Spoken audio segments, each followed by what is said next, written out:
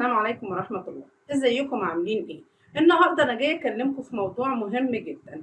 جاي اعرفكم يعني ايه دراسات اجتماعية. نتكلم شوية عن المادة دي، مادة شيقة وجميلة وممتعة. بس في ناس منكم بيقولوا لي يا مس احنا بندرس الدراسات الاجتماعية دي، يا مس المادة صعبة قوي ومحتاجة حفظ كتير.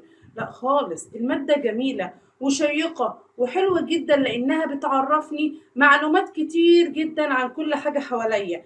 يعني بتعرفني عادات وتقاليد الشعوب في كل مكان، بتعرفني كل مشروع جديد بيتعمل فين وانا بستفيد منه ايه، بتعرفني وبتفسر لي نشأة الظواهر اللي على سطح الارض. ازاي الجبال دي نشأت، ازاي البحر دوت نشأ، ازاي في أودية في اماكن وفي اماكن تانية ما فيهاش. بتعرفني كمان فروق التوقيت من مكان لمكان. بتديني كم معلومات هايل كبير جدا يخليني انسان مثقف وواعي. بتعرفني معلومات تخليني ضمن العباقرة. يعني انا لو بتفرج على برنامج العباقرة هلاقي معظم الطلبة اللي بيجوا في العباقرة لازم يكون عندهم كم كبير جدا من المعلومات العامة. طب هما جمعوا المعلومات العامة دي منين؟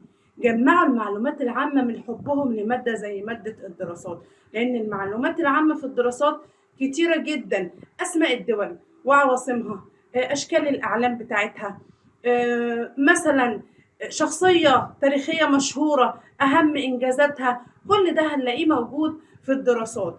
التاريخ كمان مش مادة لحفظ التواريخ وخلاص، التاريخ بيخليني أعرف أستفيد من الأحداث اللي مضت وأتجنب إن أنا أقع في نفس الأخطاء اللي وقع فيها الناس اللي قبلي. يبقى التاريخ دوت للاستفادة من أخطاء الماضي وتجنبها في الحاضر. بتعرفني شخصيات كتيرة جدا أتخذها قدوة، على رأسها سيدنا محمد صلى الله عليه وسلم. بعض الأعلام التاريخية زي أحمد زويل، زي علماء كتير جدا في العالم قدموا إنجازات للبشرية. الإنجازات دي هعرفها منين؟ هعرفها من مادة الدراسات الاجتماعية. ده بس اللي أنا هعرفه هستفيد بيه في الدراسات الاجتماعية؟ لا، هستفيد حاجات كتير جدا جدا جدا. كل الحاجات دي وأكتر هتعرفوها وهتستمتعوا بيها معانا جدا لما تيجوا تسمعوا الشرح في سنتر الدحيح مع مس حنان الشحات.